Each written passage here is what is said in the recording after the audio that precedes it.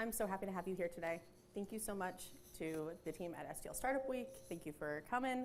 I'm really pleased to be sharing with you and to learn about you guys and give this as an opportunity to learn some tips, tricks, and strategies that are used by some of the biggest names in the business so that you can implement them live today and then once you get home today. So, pardon me, I am deeply allergic to fall in St. Louis. So please forgive my voice. Ragweed is not my friend. Top negotiators carefully leverage data, strategy, and EQ. With that in mind, we're going to be covering some of those today. And I want you to keep in mind that people want to negotiate even if it hurts their result. This is an odd quirk about humans, that when you start negotiating, people want to, even if they wind up with a worse resolution, if they lose power, influence, control, volume, dollars, whatever, if there is a negotiation, one volley back and forth, both parties come out more fulfilled with the negotiation. Isn't that interesting? Even if it hurts them. But what do I know? She mentioned I've been leading negotiations for Amazon, AB InBev, Panera, Conagra, et cetera, for 17 years. I've also been teaching this for 10 at the graduate level across a couple of universities in St. Louis.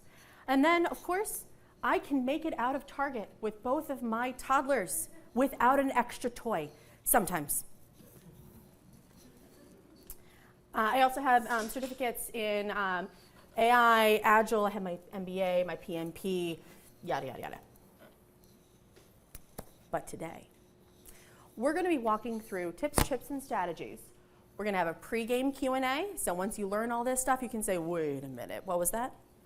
We're going to review your half of the scenario. I have little half sheets. Yes, we're doing this on physical paper. I know. We'll recycle, don't worry.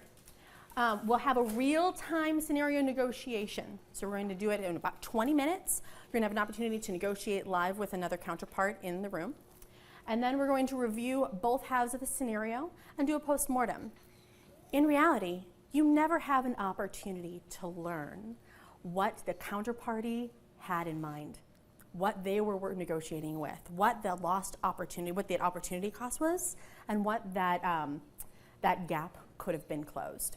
So we're going to learn about that today.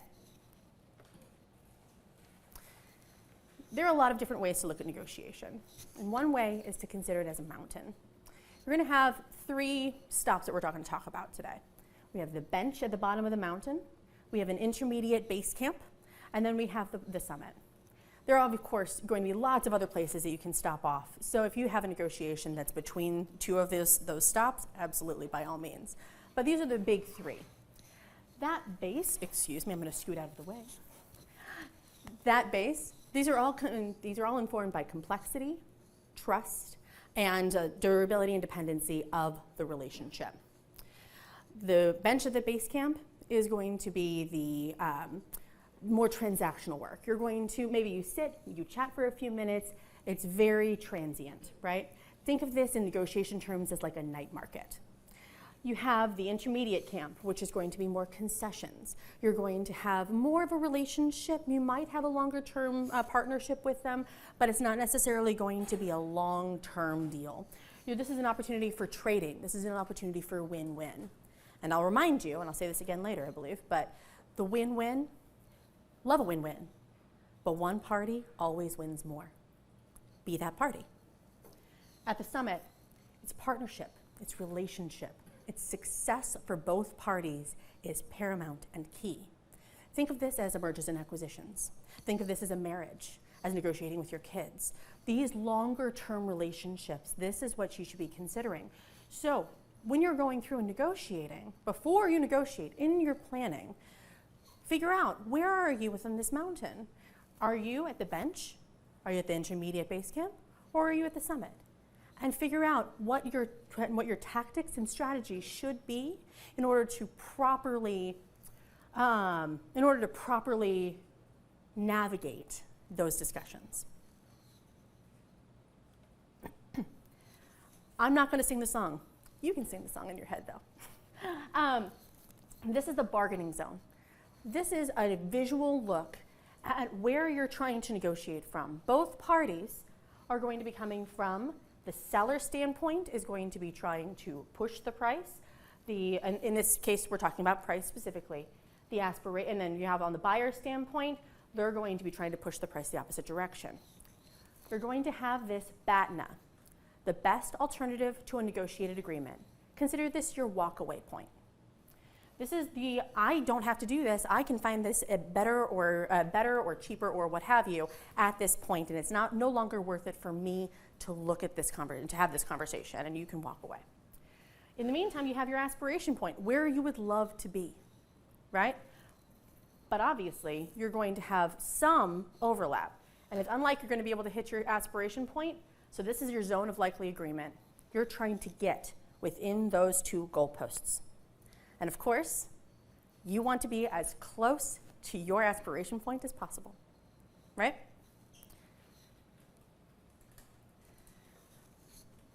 Planning and strategy. You're negotiating with, not against. People think the negotiation is a fight. People think that they want to gear out, right? And that is a different kind of strategy, which we will talk about. But you're negotiating with, not against. You're trying to develop those either initial relationships or you're trying to develop those long-term relationships. Know your market. The more intel, the better. Top negotiators spend months, especially on high-stakes deals, spend months figuring out what their strategy is going to be. Working on game theory, which is a huge, huge market that's burgeoning right now. Understanding what your best course of action is going to be and how you're going to play. It's a slow burn well before you enter into a negotiating table. The more intel you have on that market, the better. You're going to figure out what is going to be if you can do cost modeling, that's ideal. If you can understand what your competitor landscape looks like, that's ideal. If you can understand what their motivators are, if you can understand the way your counterparty ticks, what is a priority for them? Not necessarily what's a priority for you. You need to understand that too.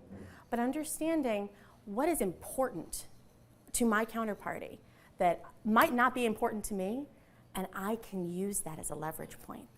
I can say, hey, I don't think that I can make this timeline happen, and even if I know I can, in order to game them into thinking they won something from me so I can get something I really want. The idea here is we as Midwesterners, or those who we've adopted, we like to be liked. We want to be liked. Okay, I'll speak for myself. I want to be liked. But what's important is you can be kind, you can be nice, you can be pleasant. But you have to put that away, that need to be liked, away in order to be the best possible negotiator. And so with that in mind, you can get a little more hard-nosed. And believe it or not, people will still like you after. They will still go out to lunch with you after your negotiation, and they will respect you more. So don't feel like you need to be liked by your counterparty in order to get the best outcome. Quite the opposite. You will degrade your position if you have that intrinsic need to be liked. Internally aligned beforehand. Darn ragweed. Internally aligned beforehand. What is your BATNA? And I recommend you write this down. And when we're talking this morning, and I give you your half of the scenario, I want you to write it down. I want you to take out a pen or your cell phone or whatever, and write it down and understand what is your walkaway point. What deal do you currently have in hand that is going to be better than what you can negotiate today? And never cross that walkaway point. Never. Because why would you, right? And you can get charmed, but that doesn't help you. We'll talk about your extreme open. There is a fine line when we talk about opening extreme. This is called opening extreme, anchoring. This is opening first, opening aggressively, and so aggressively that you get pulled back, but not so aggressively that you hit their piss-off point. And that's the technical term, so don't worry, I'm not. But the piss-off point is when they say, how dare you? I can't believe you walked in here, blah, blah, blah. And you can easily negotiate your way back out of that. Because that means that you either missed a piece of information and they can give you information. That means that you were looking at this in a slightly different way and they can, my goodness gracious, that you're looking at this in a different way and that you can bring that negotiation back into your alignment, right? And in the meantime, it is easier to anchor high or low in your case, depending on which side you're on. It is easier to anchor and have someone pull you down than it is to push someone up, okay? So when we're talking about that extreme open, you wanna make sure you are prepared to, and you don't need to explain it either. You don't need to say, well, this is what informed my decision. No. You can if you want to, depends on where you are on the mountain, right? But if you walk up to in a night market and you say, I want that pen, I'll give you $2 for it. And they say, oh, get out of here, I don't want that. Be like, all right, $2.50, right? You've already dropped them down, right? You don't even necessarily know what their rate is, but you also have the luxury of walking away.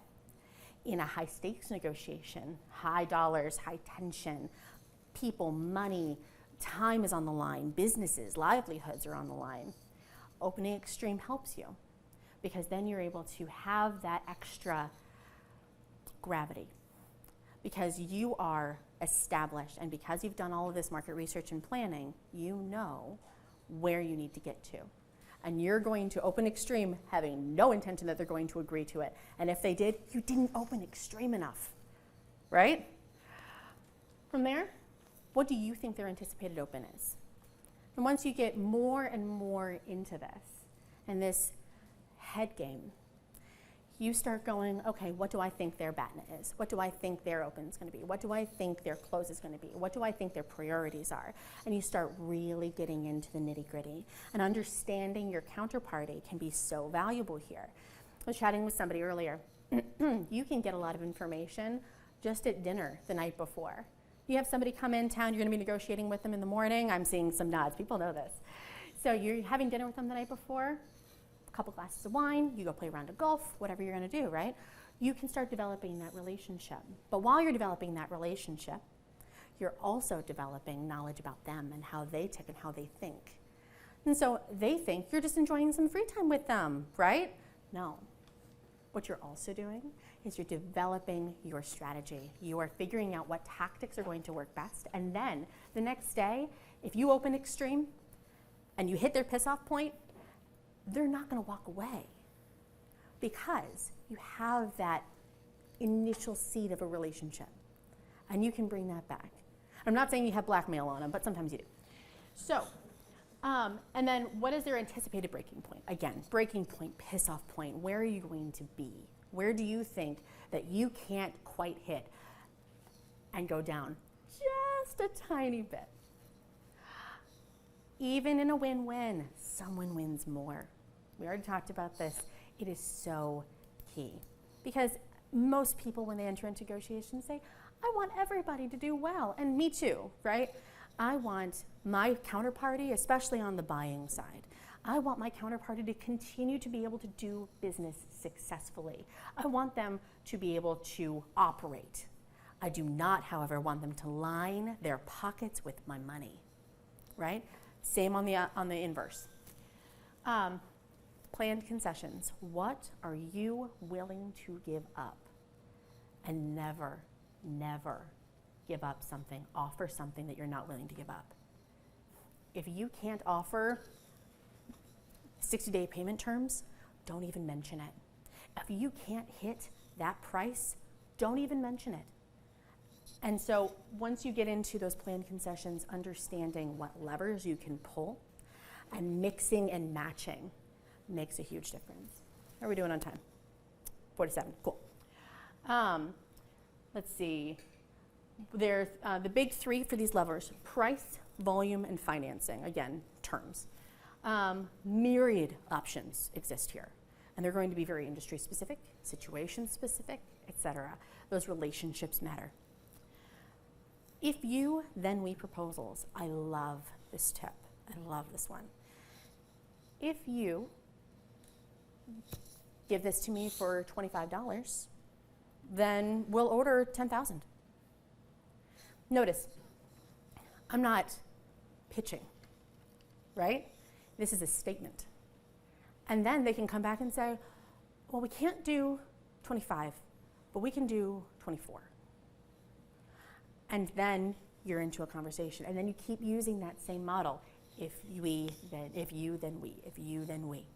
It's a great way to add structure to your negotiation. What we say and what we relay. Understand what your tell is. Everybody has one. This is like poker, truth be told. Everybody has a tell. Talk to your friends, talk to your family, talk to your kids, talk to your spouse, whatever. And say, what's my tell? When I'm bluffing, when I'm nervous, what do I do? I'm not going to tell you mine. So, but because you don't want anybody to know it, right? And you need to train yourself out of it, right? It's taking time and effort and getting that headspace that you are in control of what you're doing. Ask questions. People think in negotiations that if they ask questions, it's not that they don't know what they're talking about, that it looks like they're uninformed. No, quite the opposite. I've seen huge deals go sideways because someone misunderstood. I was in a call the other day with a bank, and the banker used an acronym that is bank specific, that bank specific. And I stopped the conversation and I said, I need you to explain this one. And he did. And we were able to move forward. Did it take away any of my leverage? Quite the opposite. I was then able to say, well, there's another index that's similar to this and, right? Using that as an opportunity is, using questions as an opportunity to learn more, to engage more, to express interest is key here. Control the time, which is why I keep looking at my watch. Controlling time is also important. Having an agenda when you walk in, setting those expectations that these are the things we're going to address, and moving forward. Planning allows you to think clearly in times of conflict. If you've ever done something like this, if you've ever had to talk yourself through a scenario in advance, if you've ever had to go through and say, okay, then I'm going to say this, and then I'm going to say this, and if they say this, this is how I'm going to counter. All of that planning comes into play when you are in the hot seat. You will feel more confident in what you're talking about. You will not be blindsided when the time comes. What is your best arena? This could be, and the world has changed now. We have Zoom, we obviously have telephone calls, people hop onto airplanes all the time. This is the world we live in. My favorite arena, is over the phone. I love negotiating over the phone because I can out-awkward anybody. Keep that in mind, right? Understand where is your best arena. And understand too, this can be your home turf, this can be in one of these beautiful facilities, this could be on their soil, this could be at a Starbucks, whatever you need it to be. But if you're going to be live, understand what that environment is going to look like. Words matter. How you are presenting your angle matters. So keeping that in mind, using words like, how many are you trying to sell? And how many are you trying to offload? Those are very different sounding terms, aren't they? That context, that subtext matters. Because if I'm saying offload, it sounds significantly more, and that's, of course, it's going to be situation contingent, but it's going to sound significantly more, I have the power, I have the influence. I should mention, in negotiation, both parties often think that they have less power than they do. Isn't that interesting? That people don't perceive their own power the way as significantly as they have it, either because they didn't plan properly, or perhaps because they're nervous about entering into a negotiation. But understand that your power and influence is greater than even you feel, oftentimes. If my 4-year-old walked in here today, right now, he's adorable, walked in right now and threw cotton balls at you, how would you respond physically? Something for me would feel like, what? Right? This is a professional flinch. This is a physiological reaction to an offer. So, and it's pleasant, right? You kind of do it with a smile and people aren't going to get mad at you. But the idea is that when an offer is made to you, when a pitch is made to you, that you can counter it immediately without even saying a word. You can just go, again, figure out what it's going to look like for you, right? This is a little bit more jovial. It can also be extremely solemn and somber, depending on the scenario. That professional flinch, if you get a pitch, if you get an offer, if you have anything, any lever is getting pulled, you can make a physiological response, okay? And so, flinch first, think later, especially if you're getting into the heat of back and forth, back and forth, back and forth. If someone offers you a price or a product or service, they might physically, the responder might physically flinch, right? Even if the price is reasonable, it allows you to test the offer, have people start working with you. The psychological edge puts the other party on their back foot. Initiate concessions. You can start talking people, I can, if that's not going to work for you then, that's exactly where you want your counterparty to be. If you're receiving end of a flinch, rather than rushing to make a concession, you can say something like, what's up? Anything, whatever is appropriate for you, right? I see you're surprised by that. Can you explain why? It's whatever your vibe is, whatever the tone of the conversation is. But if you're on the receiving end of a professional flinch, asking questions is where you need to be. And check the time real quick. Super. Comfort will cost you. Open extreme and open first, right? We talked about anchoring. Proposals are statements because pitches get stitches, right? What sounds better? This pen's $25. Or, how does $25 sound? Right? This pen's $25 comes from a position of power, right? Can you do 25? Sounds more like this is already a negotiation. You're not confident that this pen is worth $25. Now I'm using a pen as an example, but when you start talking about multi-million-dollar businesses, then it starts getting interesting, isn't it? So, pitches get stitches.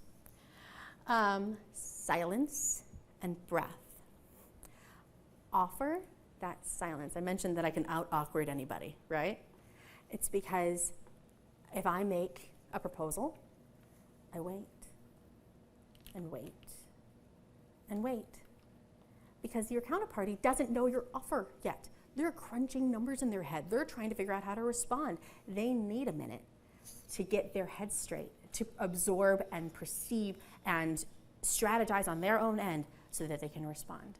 And frequently, if you come in and you make a pitch or make a proposal,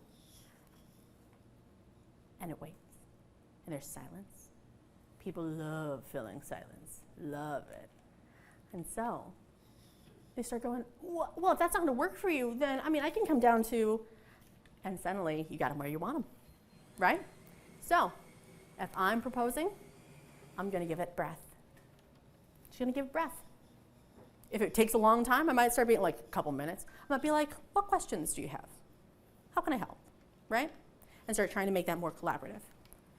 But I'm going to try to out-awkward them if they're pitching to me. I'm going to give them a professional flinch. I'm going to make some notes. I'm going to give it a minute. See if they come around. See if I can talk them into negotiating with themselves. Because if they're negotiating with themselves, I don't have to do it. Look out for keywords and drill down to reduce ambiguity. Probably, actually, basically, really, those are all red flags, right? Well, it's basically 10,000. Is it 10,000 or is it not 10,000? So I'm going to check the time one more time. Fabulous. Ideally, you match the number of people your counterpart brings in the room, plus or minus 1, right? If you walk in with a stack of 6 people and they brought 1 or 2, it's going to feel very lopsided. Not to say you can't negotiate it, but it's going to feel lopsided. Constant communication within your group is key. I love sticky notes for this. Although I'll also do it just on notepads and I'll pass notes back and forth. It's also a position of power. You feel like you're like in a movie from the 80s because you're like, let me hand you this piece of paper. But you're actually negotiating within your group and you're saying, okay, this is what I'm seeing. There are 4 key roles that I want you to be considering. And even if you're negotiating by yourself or if you have 2 people, consider these 4 key roles. You can have the leader. They have the authority. If you have all 4, they introduce themselves, they introduce the group, they shut up for as long as the negotiation takes, and then they do the wrap up, but they talk very, very little throughout. The spokesperson, the speaker, is representative. They consult others within their group. They're the best flincher of the bunch. You're going to have the numbers person crunching offers. They generally have models built depending on the complexity of the negotiation. They're reviewing the moves and making recommendations. They're handing those notes across the table to their teammates. And then notes, keeping tabs on the trends. You'll start seeing trends. People are pretty transparent frequently on this. I'm going to scoot out of your way so you can get a picture. So people are pretty transparent on this, that frequently you'll start seeing they come down 15 cents every time I ask for every time I counter. And so you can start messing with them. And it's a head game, but if you can anticipate their next move, you can throw in something extra. Okay, well, you're gonna come down another 15 cents, so let's throw in, free shipping or whatever.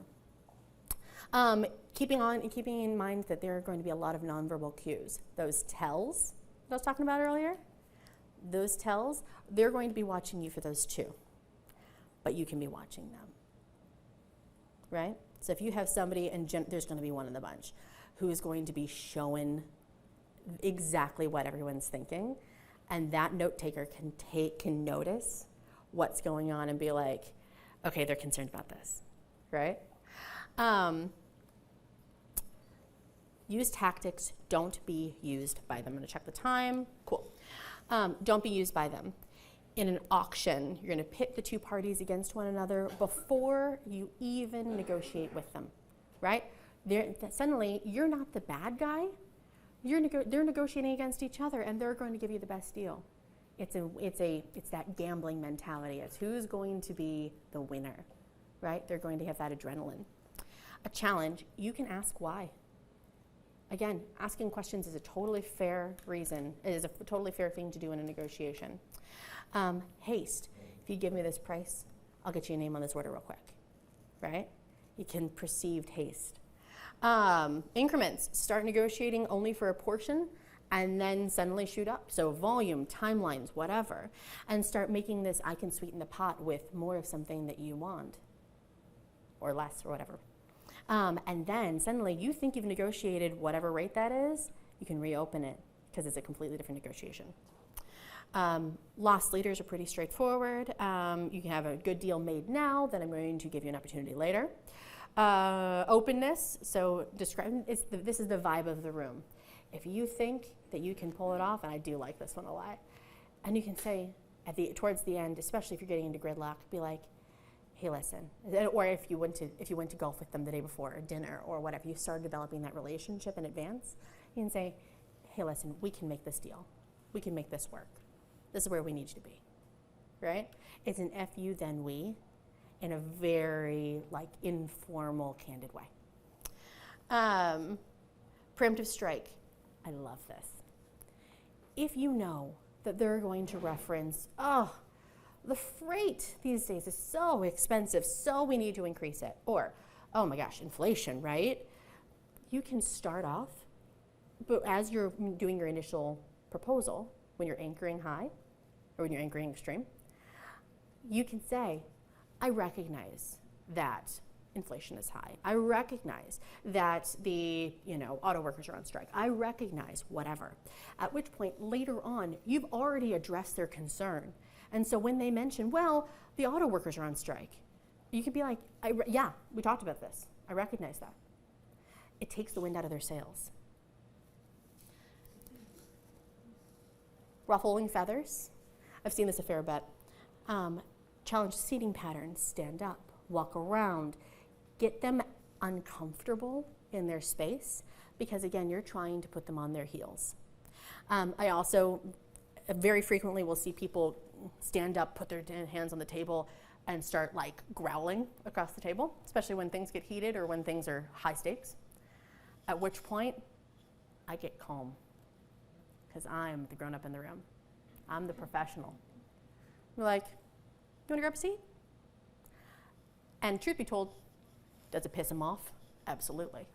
Does it calm them down? Frequently. And you know what I'm trying to do? I'm trying to get my win. Silence. Awkward. Maybe. Worth it if you use it wisely. We talked about silence. We talked about using that breath in the conversation. So important. So, we're at 11:03. So not too shabby. All right. So what we have is I have two halves of a scenario. And so I recognize that many of you now know each other after a wonderful week with STL Startup Week. And so I'm going to ask if there are any questions about what we just covered. And then once we conclude that, I'm going to hand out two halves of the scenario. And we're going to move forward. You're going to have 5 minutes to plan and prepare, which is not nearly enough time, but you're going to be great, I know it. And then you're going to negotiate live. What questions do you have about what we talked about today? Yes. Ooh, microphones. So it can get recorded. Oh, look at you and your workout on. I like that hustle. Good, Ben.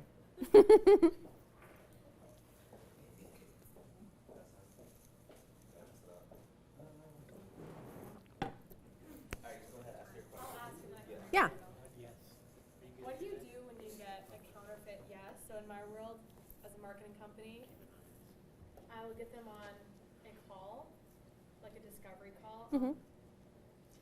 I'll get a client on a discovery call, and then what happens is sometimes they'll give me a counterfeit yes, where they'll say yes on the call, but then when it comes down to like sign, they won't, and they'll be like, oh, like they'll start backtracking, like, oh, let's talk about this again next year. You know? Like I need to reevaluate my budget when they've already given me a budget, or things like that. It sounds like they didn't have the right people in the call initially.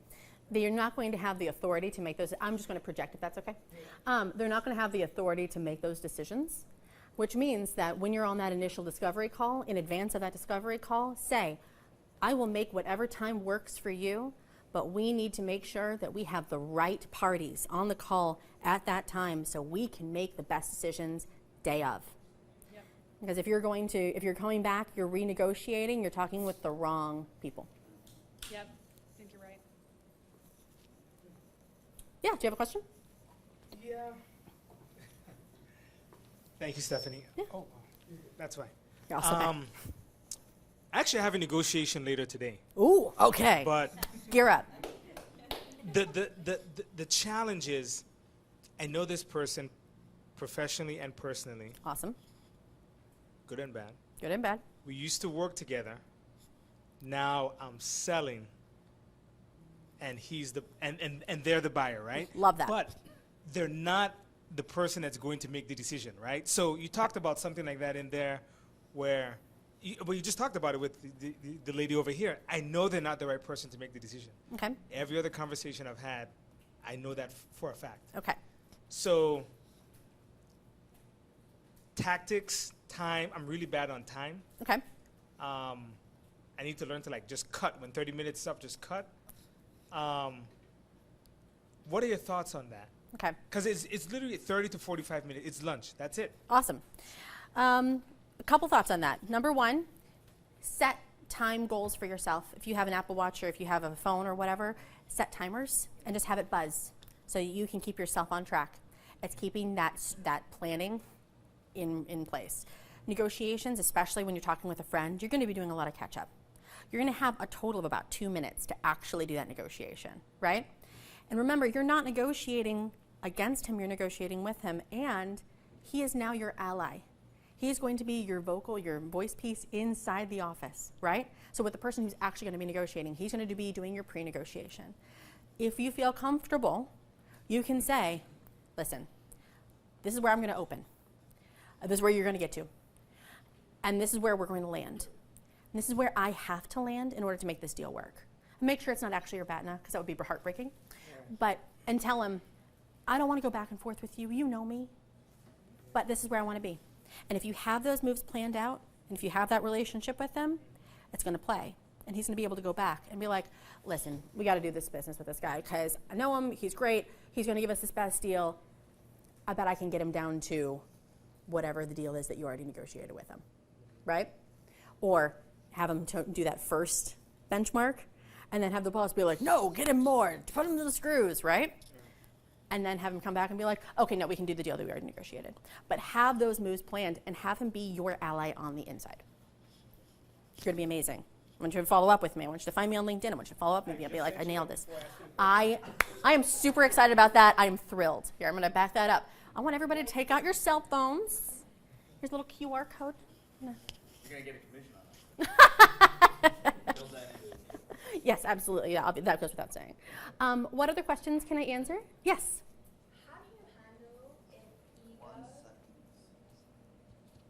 How do you handle if ego on the other side of the table becomes present and disrespect enters the room? How do you diffuse that lifetime? Being clear with what you're seeing and stating the obvious. So for example, if they kick their heels up onto the table, if they start scrolling on their phone, you can say, looks like you're preoccupied. Everything going okay? And re-engage in that way. Ego is a tough thing.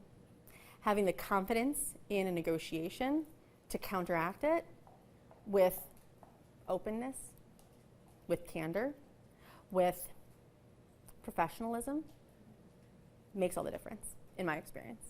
And again, they might very well say, you know what, I can't do this right now. I am too much on my plate.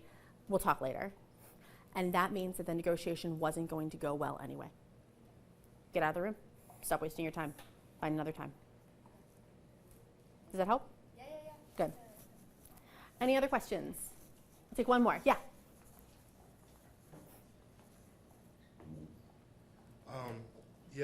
My question is, I'm a freelance artist. Cool. So a lot of the times commissions and things like that are indeed negotiations. Mm-hmm. Do you need to be self-aware of how far you are on the ladder in regards to your small business or whatever? You haven't really reached a certain point. If you know your product is great and it should be a certain price, should you be self-aware and tell yourself, like, even though it should be maybe more expensive, I'm going to start the negotiations off a lot cheaper because I'm not really that known. Okay. Great question. I was coaching somebody on this the other day. If you are negotiating and you are very anxious for the deal and you have to have it or else you're not going to be able to make mortgage or whatever, that is the only occasion that I would advise anything like that. My best advice is to know the worth of your product, to know the value, to understand your BATNA, and to understand their piss-off point, and to open extreme as best as you can, and actually anchor high, in your case, in order to make sure that you're going to get what you're worth. Opening low, saying, I'm going to give you a good deal initially, and I know we talked about this a little bit. I'm going to give you a good deal for this initial offer, and then, because you're already negotiated yourself out of the deal. Okay? So have the confidence in your product, have the confidence that you understand the market and the planning behind it. But you're going to do great. All right, let's go ahead. Again, LinkedIn, find me on LinkedIn. Let's go ahead, and I'm going to have you guys split into, I'm going to have you give you scenarios. Have the scenario, which is right over here. Where did I put it? Right here. So what we're going to do, I want you guys to be, you're going to have 5 minutes. Here you go.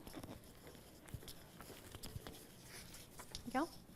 Please try not to talk amongst yourselves because you might be negotiating with others. Thank you, Ben. Here you go. And so what we're going to do, you're going to have 5 minutes to plan, of course. 5 minutes to plan. Whoop. I'm shy on time. Here you go. Thank you. Yep. And what we're going to do is we're going to split into groups of 2. And you're going to negotiate the scenario. And again, I want to make sure that you're not talking amongst yourselves. Because information, knowledge is power, right? Anybody else from the 90s? No? Okay, I'm setting the timer. 5 minutes. Can you re-explain the rules again? Absolutely. You are entering into this negotiation as your scenario. So read the scenario. You can go through. You're going to prepare. You're going to write your BATNA, your extreme open, what you anticipate their open is going to be, and their anticipated breaking point, that piss-off point. You're going to go through and figure that out, and then we're going to negotiate this live with the other half of the room in pairs. Ooh, I heard a okay. I appreciate that there are so many different conversations that happen today, and I'm disappointed that I can't hear absolutely every detail, but I do hope this was illuminating for you to hear what your counterparty was coming up with. I'm seeing nods, yeah. What your counterparty was coming up with, what they were trying to perceive, what tactics they were using. Were they getting big? I didn't see anybody slamming on the table. That's an option. But try out in the future, as you go home, as you're negotiating with your spouse later, as you're negotiating with your coworkers, as you're negotiating with that big business deal that I know you're gonna nail, figure out what is going to be your strategy, plan, and know where your BATNA is and where your walkaway points are. All right, thank you everybody, appreciate it. Find me on LinkedIn, good to see you.